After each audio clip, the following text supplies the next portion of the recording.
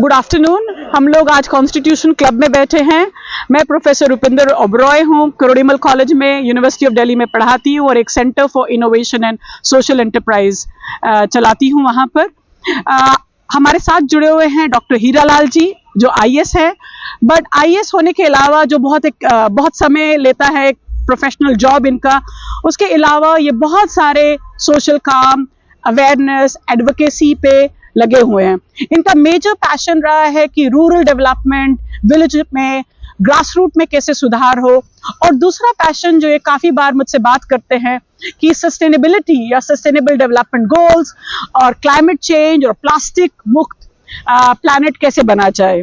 और हम आभारी हैं डॉक्टर हीरालाल जी के कि उन्होंने हमारे स्टूडेंट्स के लिए एक ट्रिप प्लान किया, जहां थरोली गांव जो सहारनपुर के पास है, जिसको मॉडल गांव का दर्जा दिया गया है, वहां पर हमारे स्टूडेंट्स 6 स्टूडेंट्स पिछले 3 दिन वहां उन्होंने सुबह से शाम तक बिताया है। और वो बहुत एक यूनिक एक्सपीरियंस लेके आ रहे हैं जो किताबों में पढ़ा जाता है, rural development, women empowerment, sanitation, livelihood को उन्होंने जमीनी हकीकत में जाके ये समझा और देखा। तो ये बहुत एनरिचिंग एक्सपीरियंस रहा हमारे लिए। और मैं अब डॉक्टर हीरालाल जी से बात करूंगी, आप कैसे इंस्पायर हुए, कैसे मॉडल गांव के बारे में आपको पता चला कि क्या करना चाहते हैं, आपका मिशन क्या है।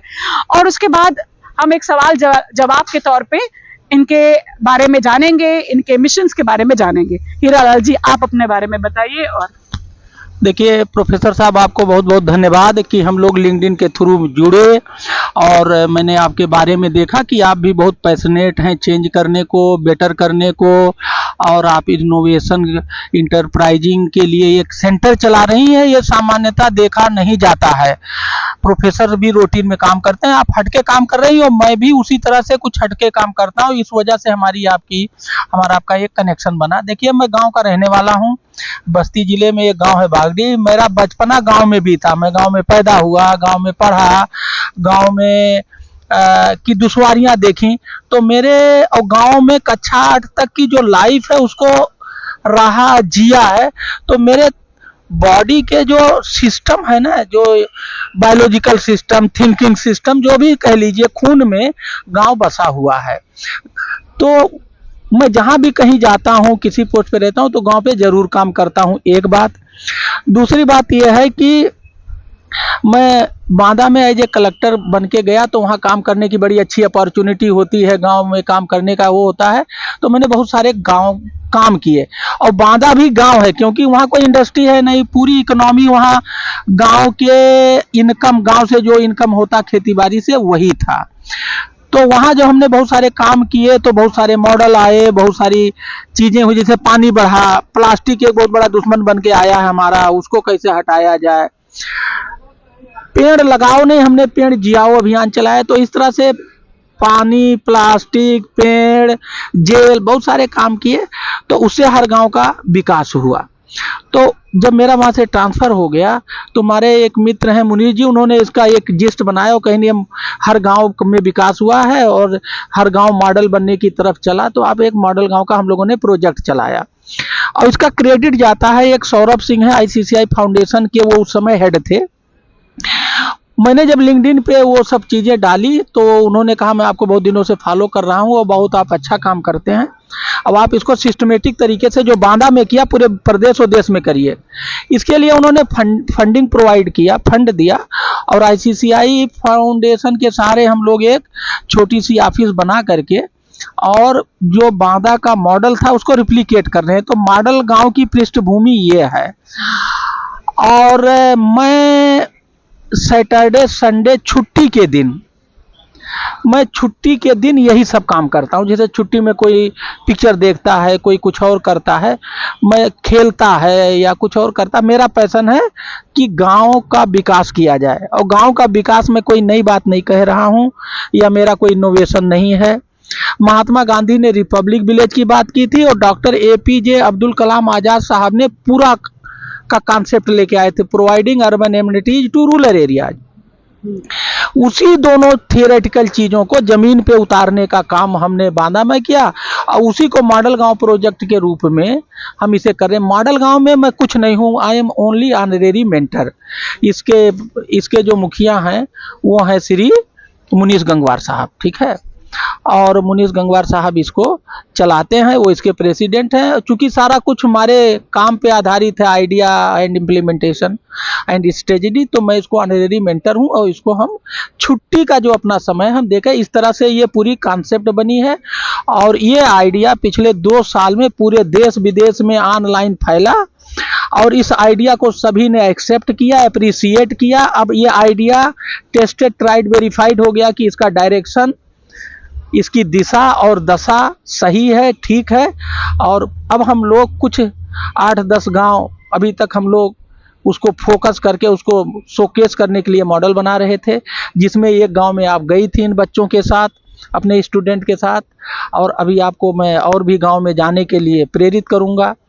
और हम लोगों की जर्नी, पहचान बहुत छोटी है। 1 महीना पहले लिंक्डइन पे हम लोग जुड़े, इनोवेशन के चक्कर में हम लोग जो है हमारी आपकी रैपो बना और आप इतने जल्दी में गांव भी हो आए और आप अपना अनुभव शेयर करेंगे। और अभी मैं कहूँगा कि मेरे और जो गांव हैं, हर गांव में बच्चों को लेके जाइए, आपका भी नॉलेज, प्रैक्टिकल नॉलेज इनरिच होगा, बच्चों के अंदर एक नई इंसाइट आएगी और एक नई दुनिया, हम लोग एक चेंज्ड दुनिया, एक प्रोग्रेसिव दुनिया, एक बेटर दुनिया बनाने में कामयाब होंगे। ये है सब कहानी। नमस्कार सर, मेरा नाम गौरव है और मैं centre for innovation and social enterprise के साथ 1.5-2 साल से जुड़ा हुआ हूँ और अभी मैं एज अ प्रेसिडेंट सर्व कर रहा हूँ। सर, हमने 3 दिन मॉडल गांव में गुजारे, ठरौली में गुजारे और इसके अलावा हमने बाकी गांव भी देखे। तो जो काम आप कर रहे हैं, चाहे वो टेक्नोलॉजी के क्षेत्र में हो गया, चाहे वो सैनिटाइजेशन के क्षेत्र में हो गया या फिर बाकी क्षेत्रों में हो गया, वो काबिल तारीफ के लायक है। और हम यूथ इससे काफ़ी ज़्यादा इंस्पायर हुए देख के कि कैसे एक गांव में टेक्नोलॉजी का आना कैसे उसको डेवलप कर सकता है या फिर बाकी चीज़ों को इम्प्रूव करने से कैसे गांव का डेवलपमेंट हो सकता है। सर, मेरा सवाल आपसे ये है कि आपने 8, 9, 10 गांव को अडॉप्ट किया, उनमें ये सारे डेवलपमेंट्स इनिशिएट करवाए, तो आपको काफ़ी अचीवमेंट या फिर एक प्राउड की फीलिंग ज़रूर आती होगी। लेकिन अभी आपको ऐसा ज़रूर लगता होगा कि ऐसे बहुत सारे गांव हैं जो बाकी हैं, जिनमें अभी डेवलपमेंट के बहुत ज़्यादा स्कोप है और काफ़ी ज़्यादा डेवलपमेंट हो सकता है। तो आप उस फीलिंग से कैसे आप डील करते हैं कि ये अगर मैंने इतना अचीव कर लिया है तो अभी इतना करना बाकी है, तो इसके ऊपर आप क्या कहना चाहेंगे? देखिए, बात सही है कि अभी जो हमने ये काम किया है, जब हम कलेक्टर थे तो कलेक्टर के रूप में हमारे पास पावर होती थी और पूरा एक फौज होता, सरकारी अमला, सरकारी फौज, उनसे काम कराना आसान होता है, ठीक है। अब पर्सन विद द पावर के लिए काम कराना आसान। ये जो काम हमने किया है पिछले 2-2.5 साल में मॉडल गांव का, ये जो हमने ये मॉडल को इवॉल्व किया है, हम तो इसको कहेंगे इवॉल्व किया है, ये पावरलेस काम है। इसको मैं एज ए प्राइवेट अपनी पर्सनल कैपेसिटी में एज ए पैशन करता हूँ। तो इसमें बहुत सारे चैलेंजेज आए, अब वो सब इवॉल्व हो गया, कैसे कौन चीज़ आएगा, क्या दिक्कत आएगी, कैसे सॉल्व होगा। अब इसको, आपका जो क्वेश्चन है कैसे इसको स्केल अप करेंगे, अब मामला प्रोटोटाइप बन गया, लैब हो गया। अब इसके लिए हमने पिछले साल 6 गांव में शुरू किए थे, इस समय हमारे पास 24 गांव हो गए।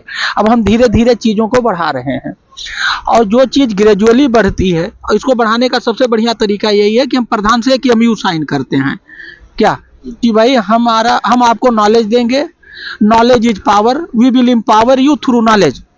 आपके गांव में जो भी, हम गांव के गवर्नमेंट के गवर्नेंस को ठीक करते हैं by providing them knowledge, by giving them solution to their problems। तो ये जो आपका क्वेश्चन है, ऑलरेडी इस पर हम काम कर रहे हैं और 8 गांव पिछले साल लिए थे, इस गांव 24 गांव ले रहे हैं। हम धीरे धीरे इसको बढ़ा रहे हैं, इस दिशा में हम लोग आगे शुरू कर दिए हैं। अब इसके लिए बहुत सारी ज़रूरतों की चीज़ें होती है, उस पर भी हम लोग, क्या ज़रूरत है, कहाँ से मिलेगा, कैसे मिलेगा, कुछ नई डोमेन जैसे क्लाइमेटिक चेंज, एक चीज़, जैसे गांव को हम लोग प्लास्टिक मुक्त गांव बना रहे हैं, अब वहाँ वाटर कंजर्वेशन का काम करेंगे, प्लास्टिक मुक्त का काम करेंगे और पेड़ लगाओ का काम करेंगे। तो पेड़ को लगाना और जिंदा रखना, पानी को बचाना और प्लास्टिक को भगाना, अगर ये तीनों को जोड़ दो तो क्लाइमेटिक गांव हो जाएगा। इस पर भी हम लोग सोच रहे हैं और इस पर जो फिलॉसफी है उस पर कर रहे हैं। तो इस तरह से लगातार हम लोगों का, हमारी एक टीम है जो उसमें कुछ रिटायर्ड है, कुछ सर्विंग है, जो पैशन के रूप में हमारी तरह हमें एडवाइस भी करते हैं, सपोर्ट भी करते हैं। तो ये अच्छे काम करने वाले लोगों की एक टीम बन गई है। मेरा नाम श्वेता है और मैं भी उसी टीम के साथ थी जिसमें कहीं। तो मेरा सवाल यही है कि आप ये जो गांव चुनते हैं वो किन मापदंडों पे चुनते हैं? क्या क्राइटेरिया होता है, या अगर जो आपने गांव पहले लिए हैं वो क्यों वो गांव चुने हैं, और आगे जब चुनेंगे तो क्या सोच के और क्या देखेंगे उस गांव में? देखिए, गांव का चयन हम यूँ करते हैं कि गांव, देखिए 3 लेवल की गवर्नमेंट होती है। Government of India, state government, वहाँ पीएम होते हैं, स्टेट में सीएम होते हैं। और गांव का जो पीएम सीएम है वो कौन है? प्रधान है। तो बहुत सारे प्रधान ऐसे भी हैं हमारे देश में जो अपने गांव को की कायाकल्प करना चाहते हैं, गांव को वर्ल्ड मैप पे ले जाना चाहते हैं, लेकिन उनको ना कोई बताने वाला है, ना कोई दिखाने वाला है, अंधकार।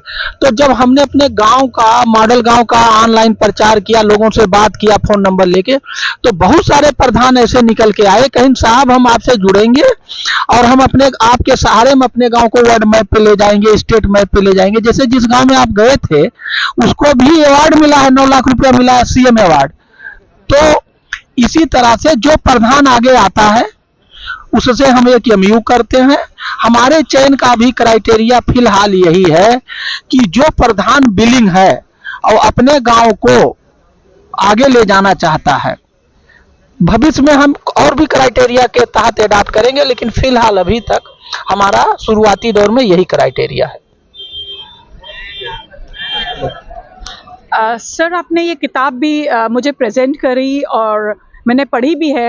ये इसके पीछे आपका इंस्पिरेशन क्या था? इसकी मूल बातें, जो कोर आइडियाज़ क्या है इस किताब के? क्योंकि बहुत पॉपुलर हो चुकी है किताब, बहुत लोग पढ़ रहे हैं इस किताब के बारे में। तो आप संक्षिप्त में, ब्रीफली आप क्या कहना चाहेंगे?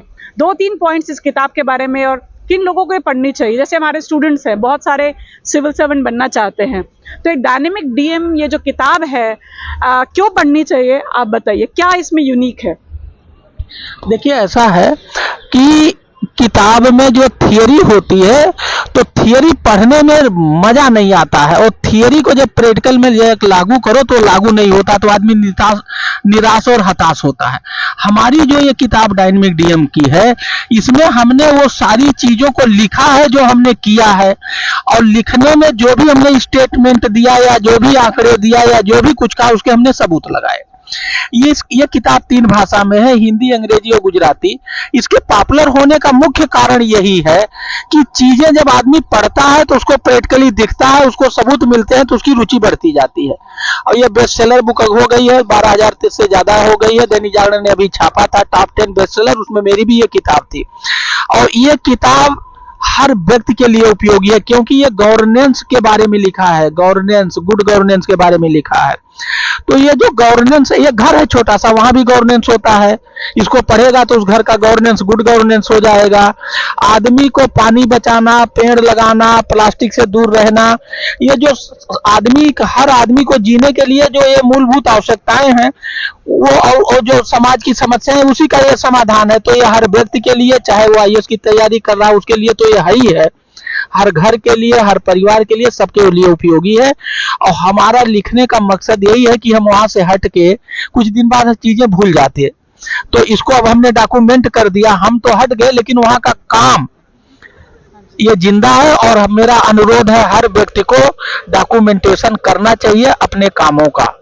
ये मेरा सबसे अनुरोध भी है, और मैं हर अपने लेक्चर में इस बात को कहता हूँ भी हूँ। तो मेरा ये मोटिवेशन है, ये उद्देश्य है, और ये मुझे बड़ा इनकरेज करता है कि मुझे बहुत सारे लोग डायनेमिक डीएम के नाम से भी जान गए बिकॉज ऑफ दिस बुक। ये है कहानी पूरी। मेरा आखिरी सवाल है, क्योंकि मैं दिल्ली यूनिवर्सिटी में पढ़ाती हूँ, जहाँ तकरीबन 70-80 हज़ार स्टूडेंट्स भी हैं। अगर पूरा यूनिवर्सिटी में हमारे 80-90 कॉलेजेस हैं, पीएचडी तक करते हैं, तो आपका आखिरी मैसेज, क्योंकि जो भी आप करना चाह रहे हैं ये फ्यूचर जनरेशन से बहुत रिलेटेड है, चाहे आप गांव के लेवल में करें या प्लैनेट के लेवल पे करें, प्रॉस्पेरिटी डेवलपमेंट में, तो ये यूथ जो हमारा है उसके लिए आपका क्या फाइनल मैसेज रहेगा? क्योंकि हम डीयू में है, एक सबसे एक बहुत प्रोमिनेंट यूनिवर्सिटी है ये इंडिया की। आप यूथ को कैसा जोड़ना चाहेंगे और यूथ के लिए आपके क्या एक सिंपल मैसेज रहेगा कि जो आपका कॉज है, मिशन है, वो कैसे जुड़े आपके साथ? देखिए, जो यूथ है, पहले जमाने में कहा जाता था कि कोई एक डोमेन पकड़ लो, आप डॉक्टर हो गए तो जिंदगी कट जाएगी, आप इंजीनियर हो गए तो कट जाएगी, आप जर्नलिस्ट हो गए, आप प्रोफेसर। आज के डेट में बहुत सारे रिसर्च हैं और बड़े अच्छे अच्छे इंस्टीट्यूशन के देश विदेश के रिसर्च पेपर हैं कि कम से कम 3 डोमेन का नॉलेज होना चाहिए, 3 क्षेत्र का। तो जो हमारा स्टूडेंट है, मैं उससे कहूँगा, आप पढ़ाई जो कर रहे हो, जो आपका सब्जेक्ट है, political science, biology, engineering, medical, what ever it में भी, वो आप करिए, लेकिन साथ में आपको हर आदमी के अंदर एक पैशन है, गाने का, बजाने का, खेलने का, पढ़ने का, कूदने का। पढ़ाई के साथ साथ आप अपने पैशन को भी पढ़ो और पैरेलली डेवलप करो, उससे आपका पढ़ाई भी ठीक होगा। और इसमें अब आप कहोगे हम पैशन को कैसे डेवलप करें, उसके लिए मैं हूं, मुझसे आप जुड़िए, मैं ही बता दूंगा कि आप अपने पैशन को कैसे जिंदा करो, कैसे आगे बढ़ाओ और कैसे उसको जियो और कैसे उससे लाभ होगा। तो मेरा छात्रों से ये कहना है कि पढ़ाई के साथ साथ अपने पैशन में, आपका गाना गाने में है तो अमिताभ बच्चन बनिए, एक्टिंग में है अमिताभ बच्चन बनिए, गाने में बहुत सारे फील्ड है, कोई फील्ड बुरा नहीं। पहले कहते थे डॉक्टर, इंजीनियर, आईएएस और वकील का पेशा था, आज हजारों पेशे हैं, सब आईएएस, इंजीनियर, डॉक्टर से बढ़िया बराबर है। तो आपका जो पैशन है उसको डेवलप करिए। कैसे डेवलप होगा? मुझसे दोस्ती करिए। दोस्ती कैसे करेंगे? ऑनलाइन मेरे नाम पे ढूंढ लीजिए, मैं आपको जवाब दूंगा, वो आपको गाइड करूंगा, मेंटर करूंगा और आपको आगे ले जाऊंगा। यही मेरा जो है सोशल वर्क है। Thank you. Thank you doctor Hiralal ji, हमारे साथ आपने समय बिताया और हमारे स्टूडेंट्स जो भी आए हैं वो तो इंस्पायर्ड है, और ऑल्सो थैंक यू कि आपने मुझे ये मॉडल गांव के बारे में बताया और हम वहाँ गांव रहे 3 दिन के लिए। और हम लोग तो centre for innovation and social enterprise तो आपके साथ हमेशा के लिए जुड़ना ही चाहेगा, क्योंकि ये तो फ्यूचर जनरेशन करोड़ीमल कॉलेज में आते रहेंगे और आपकी इंस्पिरेशन, आपका मिशन को हम चाहेंगे कि कैरी फॉरवर्ड हो। Thank you very much. शुक्रिया। Thank you. Thank you.